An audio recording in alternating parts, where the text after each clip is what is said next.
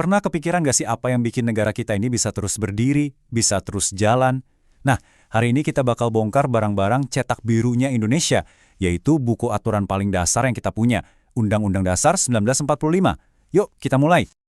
Oke, sebelum kita melangkah lebih jauh, ada satu kata kunci nih yang penting banget, Dwi Tunggal. Artinya, negara dan konstitusi itu satu paket, nggak bisa dipisahin. Bayangin deh kayak handphone sama sistem operasinya. Handphonenya itu negara, sistem operasinya itu konstitusi. Nggak bakal jalan kan kalau salah satunya nggak ada? Konsep ini yang bakal jadi pegangan kita. Jadi, apa sih sebenarnya konstitusi itu? Gampangnya gini, konstitusi itu adalah hukum paling tinggi yang punya dua tugas utama. Pertama, ngasih tahu gimana cara negara ini dijalankan, semacam buku manualnya gitu. Dan yang kedua, ini yang paling penting buat kita semua, konstitusi itu jadi perisai buat ngelindungin hak-hak kita sebagai warga negara. Jadi pemerintah pun nggak bisa seenaknya, karena ada batasannya. Ini dia peta perjalanan kita hari ini. Kita mulai dari dasarnya banget, yaitu soal fondasi. Terus kita lihat hubungannya sama Pancasila. Abis itu, kita bakal bedah susunan hukum di Indonesia, cari tahu hak-hak kita ada di mana aja, dan puncaknya kita bakal lihat contoh nyata gimana konstitusi bekerja di lapangan. Yuk kita masuk ke bagian pertama, fondasi bangsa. Coba deh, kita bayangin negara kita, Indonesia, itu kayak sebuah bangunan yang super megah. Kira-kira apa yang bikin bangunan itu tetap kokoh dan gak ambruk? Jawabannya tentu aja, fondasinya. Nah, buat negara kita, fondasi itu adalah UUD 1945.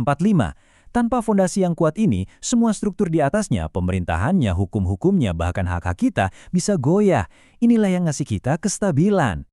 Oke, kalau UUD 1945 itu fondasinya, terus Pancasila posisinya di mana dong? Kita kan sering banget dengar dua-duanya disebut barengan, tapi ternyata peran mereka itu beda.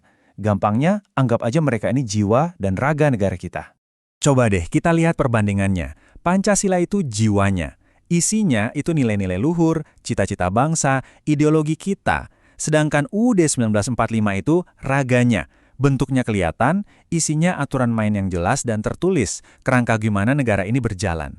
Jadi, Pancasila itu menjawab mengapa kita ada sebagai bangsa, sementara UUD 1945 menjawab bagaimana kita menjalankan bangsa ini. Nah, ini dia momen bersejarahnya. Bayangin, cuma sehari setelah kita proklamasi kemerdekaan, para pendiri bangsa kita langsung kumpul di sidang PPKI ini buat mengesahkan UUD 1945. Di momen inilah, semangat dan cita-cita kemerdekaan yang tadinya masih abstrak diwujudkan jadi aturan main yang jelas, konkret, dan mengikat untuk kita semua. Oke, kita udah sepakat ya, UUD 1945 itu hukum tertinggi. Tapi kan di bawahnya banyak banget aturan lain, dari undang-undang sampai peraturan daerah. Terus gimana susunannya? Nah, kita bisa membayangkannya kayak sebuah piramida. Ini dia piramidanya, UUD 1945 ada di puncak, paling atas, dan peraturan daerah ada di paling bawah. Aturan mainnya simpel banget, peraturan yang di bawah nggak boleh bertentangan sama yang di atasnya. Kenapa ini penting? Ya biar tertib, biar misalnya nggak ada perda yang malah melanggar hak dasar kita, yang udah dijamin sama UUD 1945. Sampai sini mungkin kedengarannya teori banget ya. Nah sekarang, ayo kita tarik semua ini ke dunia kita, ke kehidupan sehari-hari kalian, terutama sebagai seorang pelajar. Kalian pernah mikir nggak, kenapa sih kalian harus sekolah? Itu bukan cuma kemauan orang tua atau peraturan sekolah loh. Itu adalah perintah langsung dari hukum tertinggi kita. Pasal 31 UUD 1945 bilang kalau pendidikan itu hak kalian dan pemerintah wajib membiayainya. Jadi setiap hari kalian belajar di kelas, kalian itu lagi menjalankan hak yang dijamin konstitusi. Keren kan? Selain sekolah, ada lagi nih hak yang relevan banget buat kita di zaman medsos ini. Pasal 28E dan 28F itu adalah jaminan kita buat bebas punya pendapat, bebas ngomong, dan bebas cari informasi. Nah, ingat-ingat ya dua pasal ini, karena sebentar lagi kita akan lihat betapa pentingnya pasal ini di dunia nyata. Sekarang kita sampai di bagian puncaknya. Kita bakal lihat bukti kalau konstitusi itu bukan cuma tulisan di atas kertas, tapi beneran sebuah perisai aktif yang bekerja buat ngelindungin hak-hak yang tadi udah kita bahas. Tapi, muncul pertanyaan yang agak sulit nih. Gimana kalau ada undang-undang yang dibuat oleh pemerintah dan DPR, malah isinya bertentangan sama UUD 1945? Gimana kalau aturan yang seharusnya melindungi kita justru mengancam kebebasan kita buat berpendapat? Apa fondasi negara kita cukup kuat buat melawan itu? Jawabannya, bisa. Dan buktinya baru aja terjadi di bulan Maret 2024. Waktu itu, Mahkamah Konstitusi yang tugasnya emang sebagai penjaga konstitusi, turun tangan.